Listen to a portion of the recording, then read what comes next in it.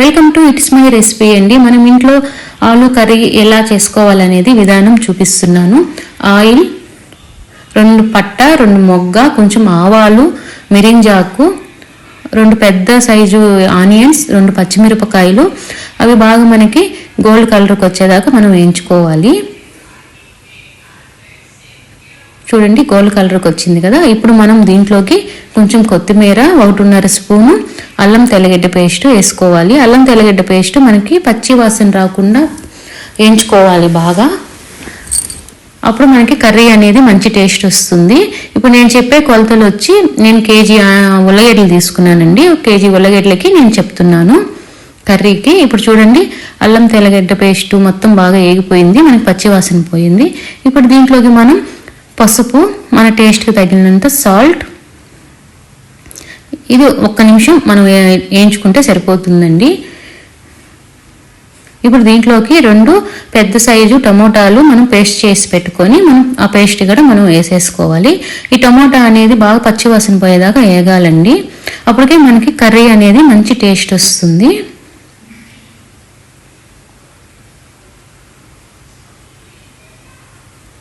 చూడండి, టమోటా అనేది బాగా వేగిపోయింది, మనకి ఆయిల్ కూడా బయట వచ్చేసింది కదా. అప్పుడు మనకి మసాలా వేగిపోయినట్టు. ఇప్పుడు దీంట్లోకి మనం మిక్సీకి పచ్చి కొబ్బరి మిక్సీకి వేసి మెత్తగా వేసుకొని వేసేయాలండి. కొబ్బరి కూడా మనకి బాగా వేగాలి. కొబ్బరి కూడా మనకి మసాలా బాగా వేగాలి. అప్పుడు మనకి ఆయిల్ అనేది బయట వచ్చేస్తే అప్పుడు మనకి వేగిపోయినట్టు.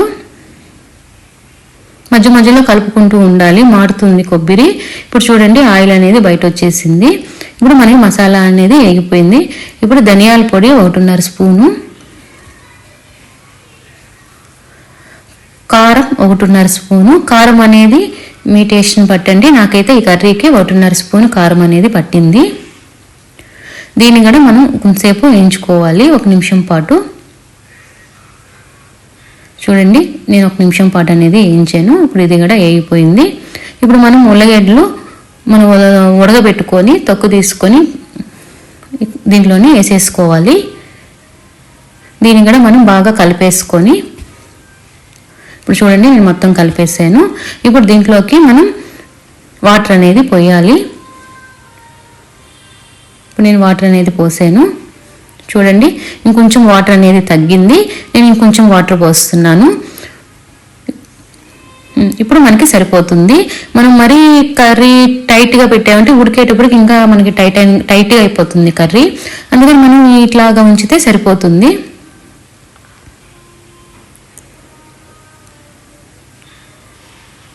చూడండి, ఉడుకుతుంది. ఇప్పుడు చూడండి, మీకు ఆ కర్రీకి ఆ వాటర్కి మొత్తం సరిపోతుంది, ఆ మసాలాకి ఆ ఉల్లగడ్డలకి మొత్తం సరిపోతుంది. ఇప్పుడు మనం కొంతసేపు ఉడకనిద్దాము. మధ్య మధ్యలో కలుపుకుంటూ ఉండాలండి, ఎందుకంటే మాడుతుంది. ఇప్పుడు మనం ఆ వాటరు ఆ మసాలాకి మొత్తం సరిపోతుంది. ఇప్పుడు కర్రీ అనేది ఉడికిపోయింది. ఇప్పుడు దీంట్లోకి గరం మసాలా, మనం గరం మసాలా అనేది లాస్ట్లో వేసుకోవాలండి, లేదంటే కూర కలర్ మారుతుంది. ఇప్పుడు ఇంకొంతసేపు 5 నిమిషాలు ఉంచేసి ఇప్పుడు చూడండి, మనకి కర్రీ అనేది రెడీ అయిపోయింది.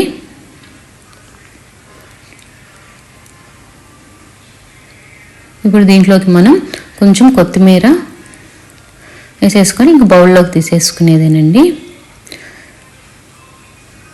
చూడండి, కరెక్ట్గా వచ్చింది కదా కర్రీ అనేది. ఇప్పుడు చూడండి, నేను మొత్తం బౌల్లోకి తీసేసుకుంటున్నాను.